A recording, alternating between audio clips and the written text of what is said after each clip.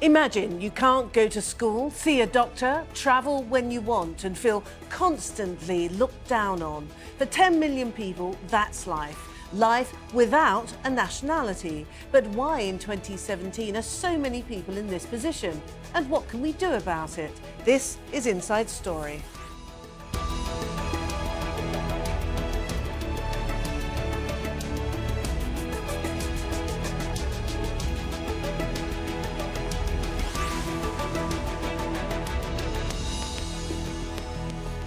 Hello and welcome to the programme. I'm Martine Dennis. Now, more than 10 million people do not have a country they legally belong to. They're known as the stateless ones. Now, people who have neither citizenship nor nationality often have no travel documents, they find it difficult to get a job, and they are denied access to healthcare as well as other state services. Their plight is highlighted in a new report by the United Nations. The most widely covered case in recent months has been Myanmar's Rohingya community. Now, they became officially the largest stateless minority in the world after Myanmar passed a law that denied them citizenship. Until August this year, there are about 1 million Rohingya in Myanmar, but more than half of them are now in Bangladesh after fleeing a military crackdown. Well, the director of the UN's International Protection Division says basic human rights that we take for granted are not given to stateless people. If you live in this world without a nationality, you are without an identity, you're without documentation, you're without the rights and entitlements that we take for granted, even just being able to gather here today, having a job, having education, knowing that your child belongs somewhere. Well, the UN says more than 40% of people without a nationality live in Southeast Asia. The rest, well, they're scattered around the world. Here are just some of them. The number of stateless Rohingya in Myanmar has halved since August. That's about 500,000 of them who remain in northern Rakhine state. 600,000 more, though, have gone to Bangladesh.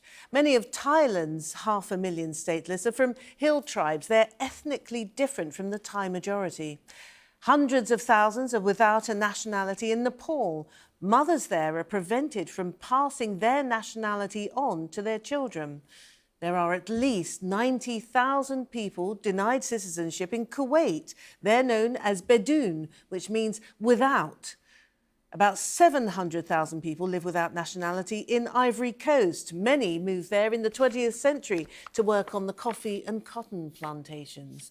And after the fall of the Soviet Union, many ethnic Russians were left stranded in the new Baltic states. Defined as non-citizens, there are more than 80,000 in Estonia and almost 250,000 in Latvia.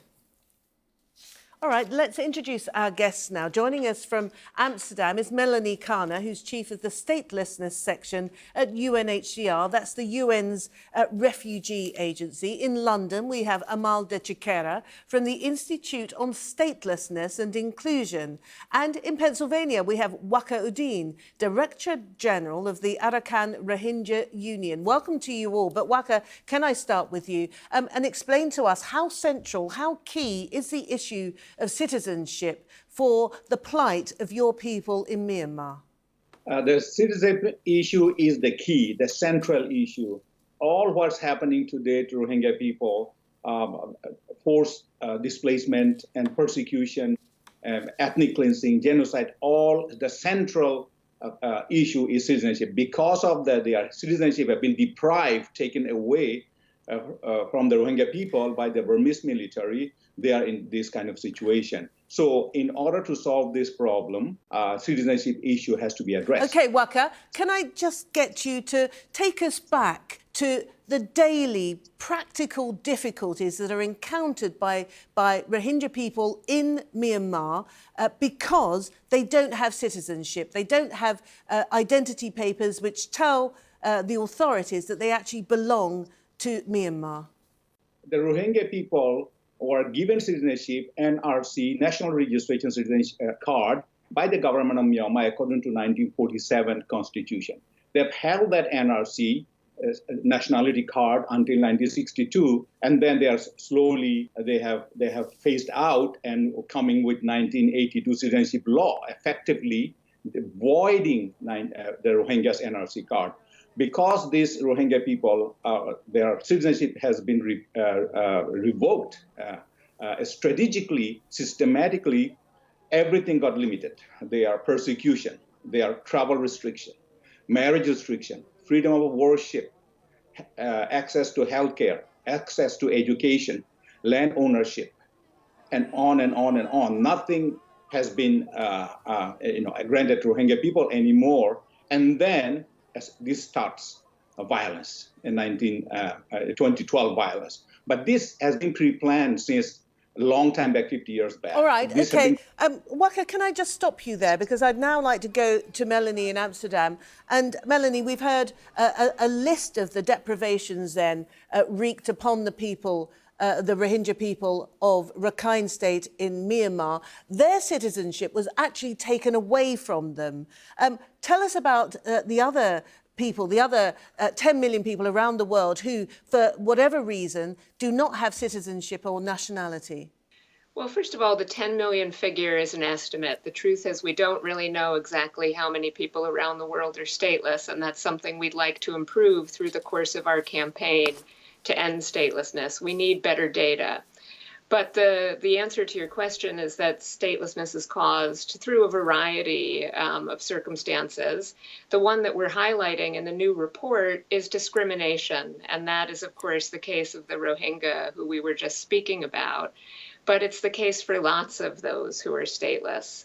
We tend to say that statelessness is caused by gaps or problems in nationality laws. The truth is it's often caused by explicit discrimination in nationality laws. There are, for example, more than 25 countries on the planet that still don't let mothers transmit nationality to their children on an equal basis as fathers. Nepal, a country you mentioned earlier, is one of those.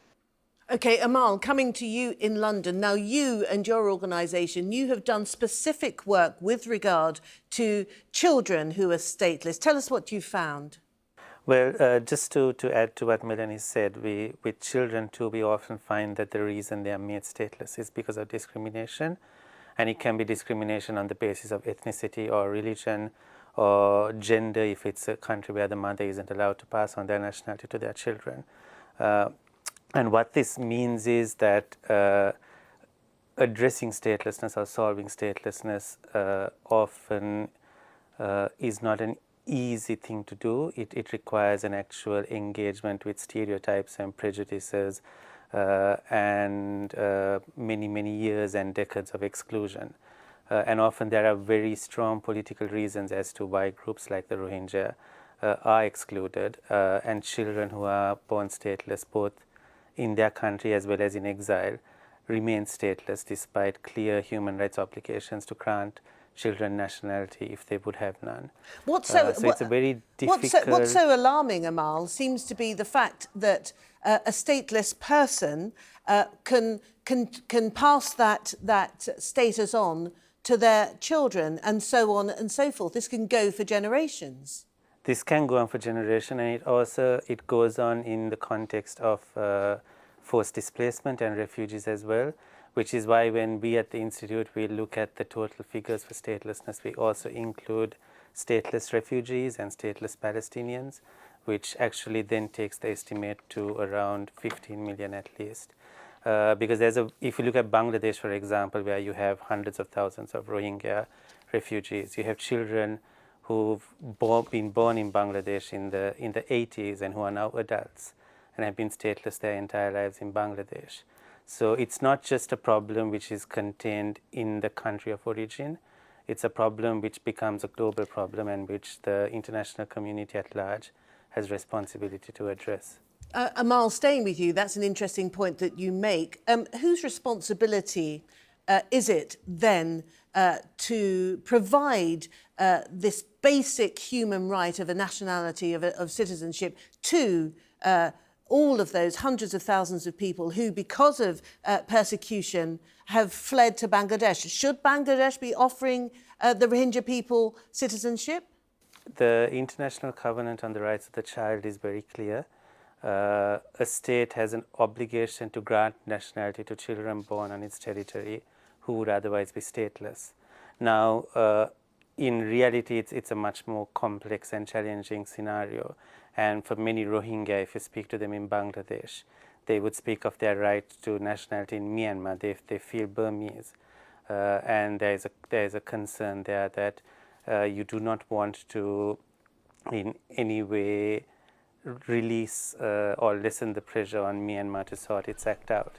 But certainly when it comes to children born in a country and children whose only reality or only context that they know is the country that they've been born in and lived in, then I would say that there's a very strong obligation on that state to grant them nationality, or at the very least ensure that their lack of a nationality does not result in the undermining of their access to other rights. All right. Waka, coming back to you, I'm looking at a list from your organisation of appeals from the Rohingya people. You are the Arakan Rohingya Union. You represent a large number of Rohingya people. These are appeals to the government of Myanmar, and you list maybe 7 or 8 of them, but among them is not the specific demand for citizenship. I'm wondering why. We have done that many times. For particular thing you have saw was addressing to that situation. During that time, the press release taken place. We have demanded Myanmar government. We have been demanding Myanmar government time and again that citizenship is a core issue. Let me step back. I agree with the other gentleman, other guest. The Rohingya people are, as I said earlier, have been the citizens of Myanmar. So the use of the term statelessness really doesn't go to Rohingya. It doesn't go with Rohingya. I'll tell you why.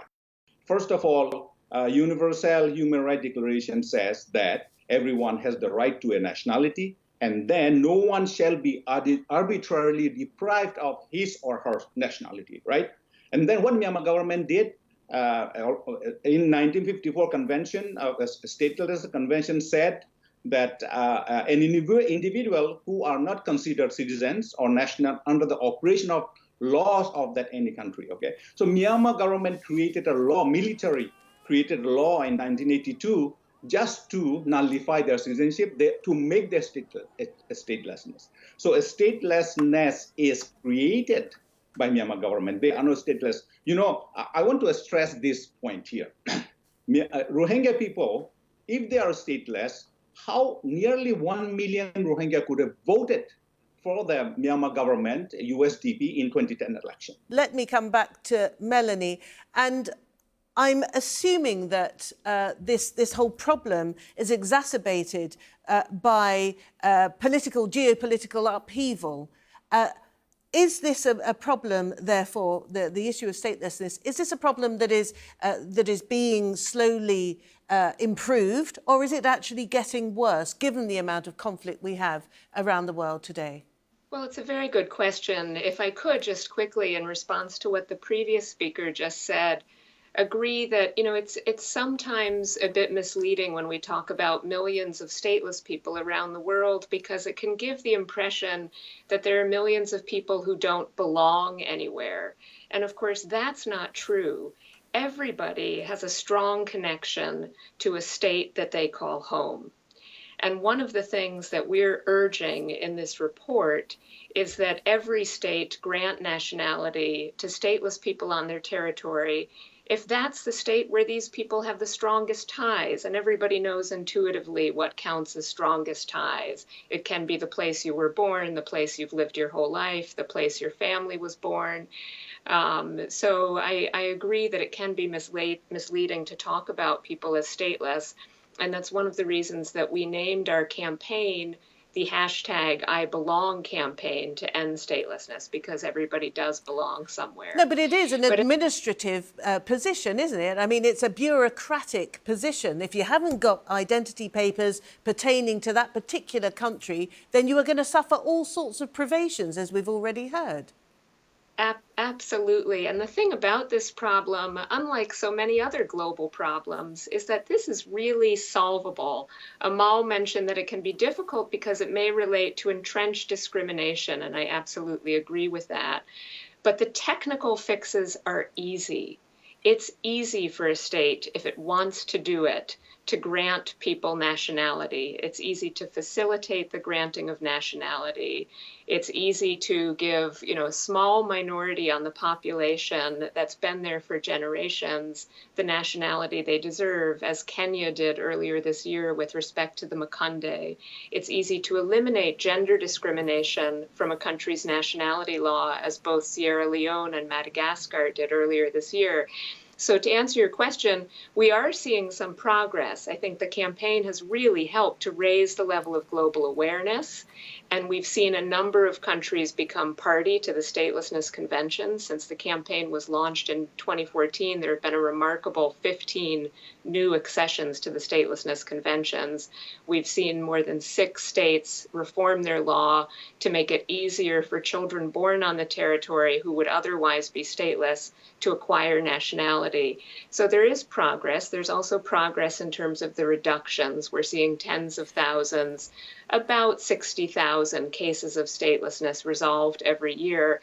But that's not enough to end statelessness in our all right, so it's a fairly positive trajectory, isn't it? As outlined by Melanie. Amal, I'm just wondering whether you're feeling that you're actually on the coalface, aren't you? Dealing with individuals who do not have citizenship. Are you feeling this trend towards ameliorating the situation, or is it still as hard as ever, as far as you're concerned? I mean, I think with any issue of a global magnitude, it's always going to be complex, and it's going to be a mix. So certainly there are many positive stories, and the I Belong campaign has helped to galvanize attention and resources and commitment by many states to address the issue. But we also see regression in many parts. You see excesses of violence against stateless people, as in the case of Myanmar. You see in many countries in the Western Balkans, for example, where we are working with partner organizations on Roma statelessness. We see very strong structural bureaucratic barriers to accessing documentation. So it boils down to again, inherent discrimination and will of the state and of state authorities. Again, I mean, you shouldn't even look at the state as a monolith. It's different officers working in different capacities and using or abusing their power. In the Dominican Republic, there's an entrenched situation which is very politically very difficult to see any way forward on. So it's a mixed bag. But certainly, I would agree with Melanie that with the backing of the campaign and more attention to the issue, that we are seeing many more positive stories in the last 3 years than we have in the previous decade, I would say. All right, but there's a lot of work to be done. Melanie spoke of 60,000 on average cases being solved every year, but then we have children being born into statelessness every year in the tens of thousands as well. So we have a lot of work to do to address this situation. Which brings us back then, Waka, to what seems to be an almost intractable situation for the Rohingya people of Myanmar, Rakhine State in particular. Let's go back to the Kofi Annan Commission that was actually tasked by Aung San Suu Kyi to analyse the situation. He came up with a list of recommendations, and central to his report was the issuing of identity documentation, citizenship to the Rohingya people. How is that report being dealt with by the government now, particularly when it comes to this repatriation scheme that has been touted by the Myanmar government? Kofi Annan Commission has 88 recommendations. They are all really good. There's a couple of things that's troubling. I'll explain that to you. Particularly NVC for citizenship. NVC process is devised by military, then is now taken up by the Aung San Suu Kyi. NVC is basically a foreign register, FRC type thing, verifying their nationality, verifying them, a pathway to citizenship. These people have been already citizens. according to 1947 and NRC cards. Now they are reversing the process. So that has to be dealt with very carefully. NVC is not the way to go. NVC, the way to reinstate their citizenship is through NRC and the white cards. They voted, as I said earlier, they voted, and there are over 40 Rohingya parliamentarians serving the government of Myanmar in the parliaments, even during military time, called Pithuludo. So these are people not stateless. These are the citizens. That's why they could serve in the parliament. They could vote. That's one thing very important. Now, Commissioner implementation of refugees taking back. The refugees should be taken right away, right now, providing the protection and not NVC. That there has to be a safe zone for Rohingya people. If the refugees are taken right now and just dump it there, they will not be protected. All right. So all right. there has to be ground. There has to be ground for the refugees when they take them. And better protection. I want to go to Melanie now, and the UN has got a rather mixed record when it comes to dealing with the Myanmar government, particularly with regard to the Rohingya situation. What sort of pressure is the UN prepared to put upon the Myanmar government to address the specific issue that everyone seems to agree is central to resolving the difficulties surrounding the Rohingya people, and that is giving these people a nationality? What sort of pressure is UNHCR and other agencies prepared to put upon the government in Naypyidaw? I really can't speak for the UN as a whole on this. What I can tell you is that UNHCR is incredibly busy trying to meet the life-saving needs of the stateless refugees who have arrived in Bangladesh, an estimated over 600,000 people just since August. So for UNHCR's part, I think operationally we're fully consumed with providing sanitation, shelter, food, and working on registration. Indeed, so but political pressure needs to be brought to bear, even if it's in a kind of back channel, because clearly the situation is not going to be resolved just by tending to the needs of these desperate people. Absolutely. I couldn't agree more. I think our current Secretary General is very much seized with the issue. He happens to be the former High Commissioner of the High Commission of Refugees who launched the campaign to end statelessness. I know this issue is very near and dear to his heart. And I imagine behind the scenes and, out there visibly, he's doing all he can. And Amal, when it comes to you representing a fairly influential NGO, what sort of pressure, what sort of influence can you bring to bear on the situation to actually make things a little bit easier? Because the crux of the matter, again, as we all seem to agree, is that these people need citizenship. I wish we were influential. Just a couple of comments on the Rohingya issue and in building up to my answer. First, I must say that we at the Institute are very concerned with the current discussions around repatriation of the Rohingya.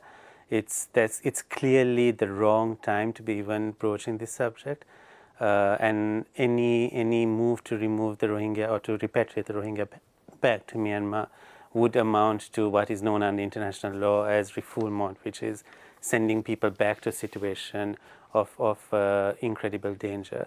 So the Institute has issued a list of 7 criteria which we feel must be fulfilled in order for repatriation to be feasible under international law. And these are not criteria that are going to be addressed tomorrow. They require a much stronger commitment from the Burmese government to actually taking the issue of Rohingya rights seriously and treating them equally as citizens. Okay. In terms of international pressure, I'm afraid, Amal, we are now out of time. I have to thank you all very much indeed.